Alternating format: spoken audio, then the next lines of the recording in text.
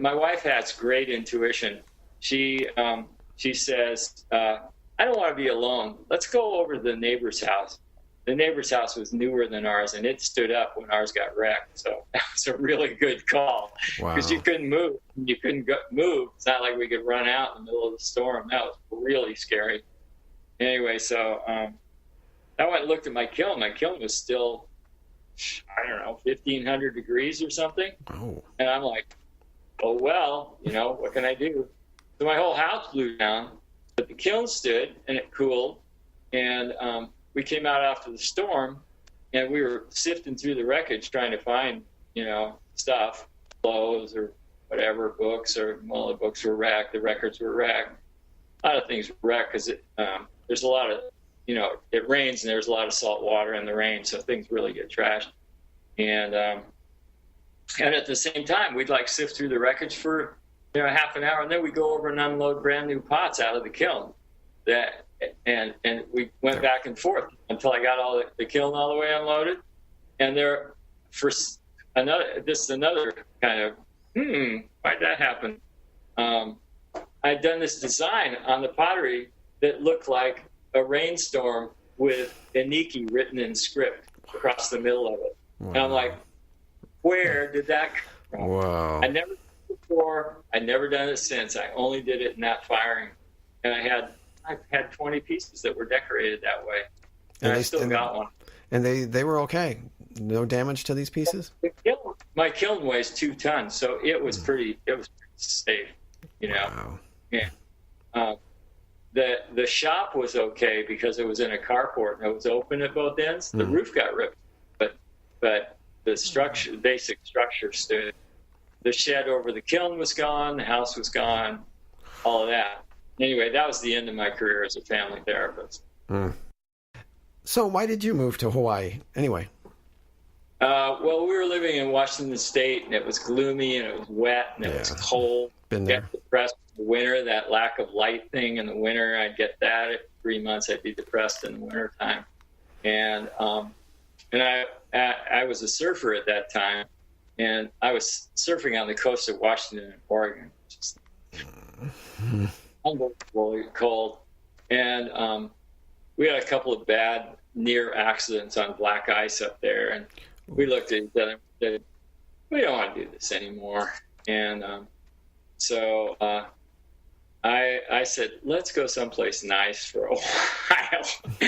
And my wife was cool with that. And so I picked Kauai because it seemed to have the most uncrowded surfing on any of the islands. Surfing in Hawaii is very crowded. And we just kind of moved over there casually, We sold most of our stuff, and it was kind of a, some people make the big move where they're like, okay, we're moving to Kauai. We're going to sell the house. We're going to, send a shipping container over there. We're going to buy a house over there. We're going to do this whole thing. That's our new home, whatever.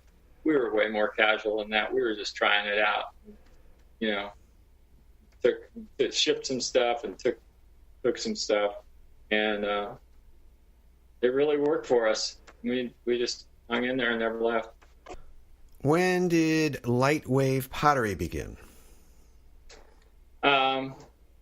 I think I named it around the time we moved to Hawaii. It's kind of my mission statement. I want to bring light to the world. I want my work to contribute in some positive way. That's why I was a family therapist. I wanted to help heal people. And we came up with a name and used it ever since. And then, where did this colored clay idea come from? Well, I've tried a lot of different techniques, and usually I'll try something out, I'll explore it, and I'll extend it, and I'll, explore it as much as I can. And then it seems like I've covered all the available territory, and then I'll get bored and I'll do something else. So I was doing various things. I was teaching classes, and I was selling, like I like to say, selling coffee cups to tourists, because tourists will buy coffee cups until the end of time. And That's true.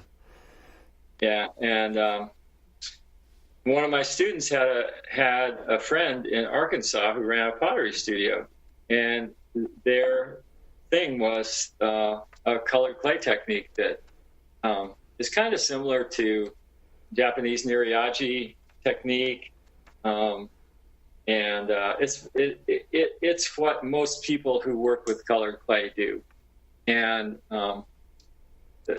they taught us that in a 2-day workshop. They taught us just the very rudiments of beginning to work with colored clay, and it completely lit me up. And when I saw what they were doing, which was, I mean, completely unlike my work, and much softer, muted colors, simple designs, small pieces, and so on.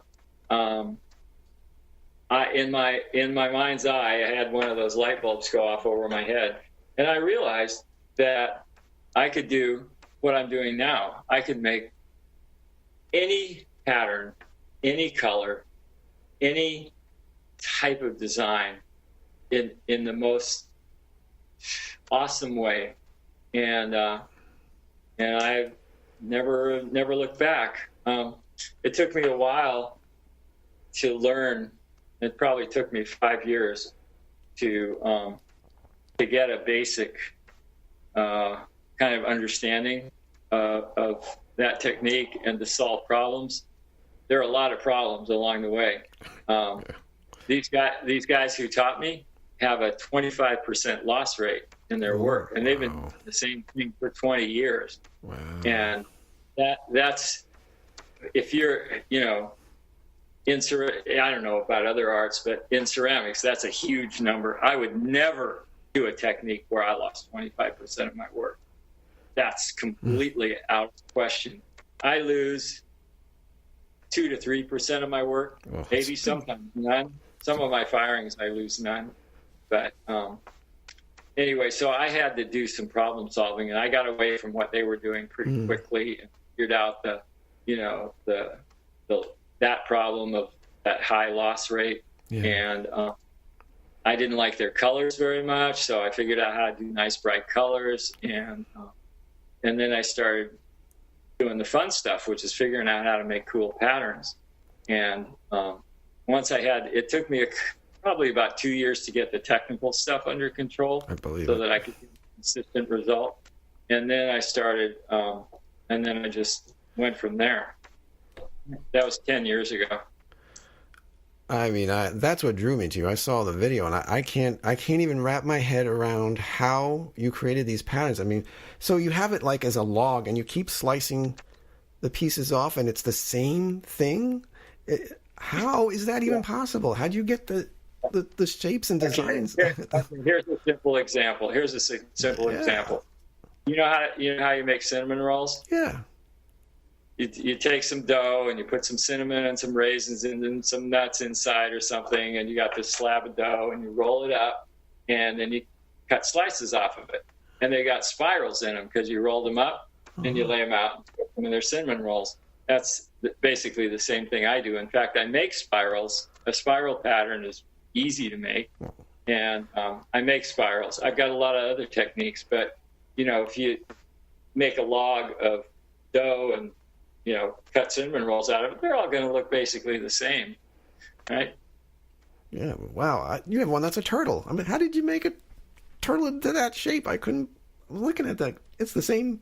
He keeps slicing away. It's the same thing. Like, how did he do that? And you say it takes about 2 months for you to make your... the blocks that I use? Yeah. I believe it. Yeah.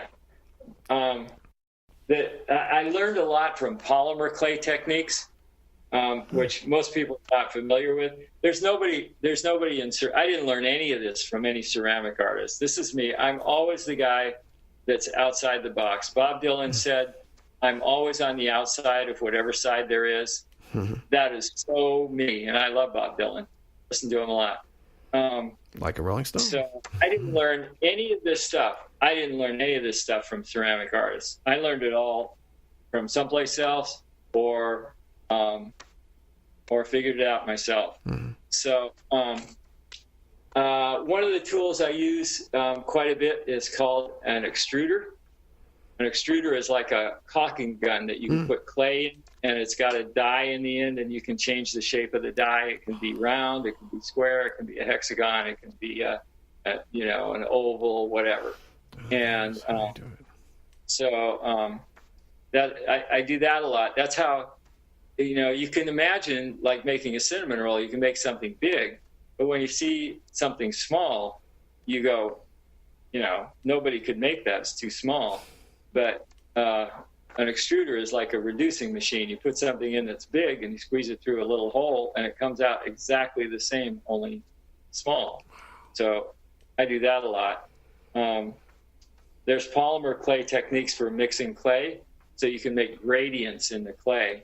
So you can have a piece of clay that is red on one side and yellow on the other side with a smooth color gradient in between.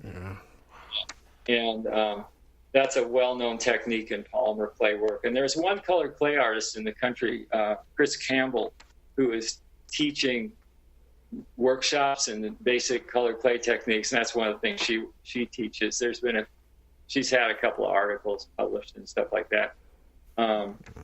So those are a couple of things that I do. I also use, I don't like to have just extruded pieces, so I use slab techniques where, I'll stack pieces up and then when you cut the end off, it's linear. Like if you have a square piece of clay that has say you got a stack of clay that's yellow on the bottom and red on the top. When you cut the end off of it, you've got a line that's red on one side and yellow on the other side. Yeah, you got to see the video. It's incredible. Right. But I realized early on when I started doing this, I realized that I didn't have the thought process to understand how to do this. There's no place else where you have to do that. That I know of, except making cinnamon rolls and polymer clay. And also Murano glass uses similar techniques. They call it Millefiore glass. That's where I got that name. But I realized that there's no thought process. It's like, you have thought processes that will take you through different activities. Like if you want to stack bricks, you know how to stack bricks. If you want to draw with a pencil, you know how to do that. I realized right at the very beginning that I did not have the thought process to do that. And it took me it's like learning a language. It took me about 2 years to be able to visualize and then create what I was doing. It took a while. And I've been teaching some people who are working with me in the studio. And I can see that they are doing the same thing that I did. They have me to guide them, so they're a lot faster. But, they look at stuff all the time and say, how did you do that? And I have to take them through the steps. And it's like learning a language where you learn a word and then another word, and then you can say a phrase, and then you can say another phrase, or learning to play the guitar, and you learn, a few chords, and then you learn a few more, and then you learn some runs and some riffs and stuff, and then one day you can start playing simple songs, and then you kind of build from there. But there was no map. Typically, there was no map. All right. I believe it takes that long. That is incredible. So, how long has Lightwave Pottery been up and running? Since I don't know. I named it shortly after we came to Hawaii, so the early 90s. I had a little setback from the hurricane, so it was probably 92 or 93 when I made it official. I'm sure your pottery helped you through that hardship of the hurricane. Yeah. I mean, yes.